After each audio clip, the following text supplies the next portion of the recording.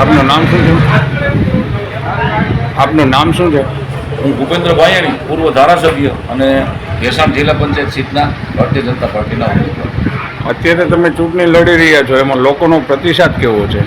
અભૂતપૂર્વ પ્રતિસાદ મળે છે, કેમ કે ભ્રામક વાતો અને ખોટી વાતો ખાલી સોશિયલ મીડિયા પૂરતી સરકારની ટીકા ટિપ્પણી અને ભારતીય જનતા પાર્ટીના આગેવાનો વિશેની ટીકા ટિપ્પણી જનતા ક્યારેય સાખી લેશે નહીં, કેમ કે આ જનતા અમારો પરિવાર છે અને અમારા પરિવારના અમે બધા સદસ્યો છીએ.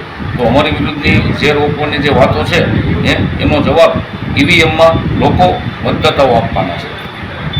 અત્યારે એક વાત એવી પણ આવે છે કે તમે ધારાસભ્ય રહી ગયા છો અને જિલ્લા પંચાયતની ચૂંટણી લડો છો, તો યુનિવર્સિટીમાંથી પ્રાથમિકમાં એડમિશન લીધું એવી પણ એક વાત થાય છે. એ તો વિપક્ષ એવી ચર્ચા વાતો કરતો હોય છે. મહેન્દ્રભાઈ મશરૂ પોતે ધારાસભ્ય પણ હતા અને જૂનાગઢના કોર્પોરેટર હતા અને મેયર પણ હતા. તો કર્મ કરવું એ લોકશાહીમાં રાજનેતાનો એક ધર્મ હોય છે, રાજધર્મનું પાલન હોય છે.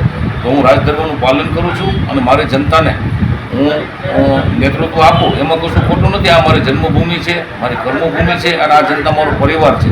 તો એ પરિવારની રક્ષા કરવી, એ પરિવારને નેતૃત્વ આપવું મારી જનતાને, મારા તાલુકાને, એ મારી નૈતિક જવાબદારી છે અને મારી ફરજ છે, જે ફરજ હું બજાવવા જઈ રહ્યો છું.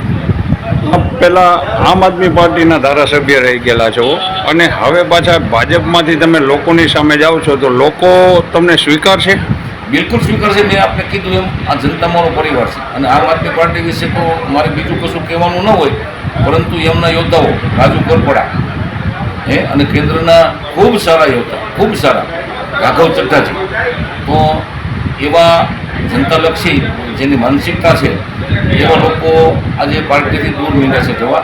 એક સમયે કુમાર વિશ્વાસ જેવા લોકો પણ પાર્ટી છોડી ચૂક્યા છે અને એવા તો ઘણા બધા જે જનતાલક્ષી જેમની માનસિકતા હતી, રાષ્ટ્રવાદની જેમની માનસિકતા હતી, એવા તમામ લોકો આમ આદમી પાર્ટી છોડી રહ્યા છે. રાજુ કોરપડા પણ ગુજરાતનો એક ઉત્સાહી યુવાન જે ઘણા દુઃખ સાથે પાર્ટી છોડી છે.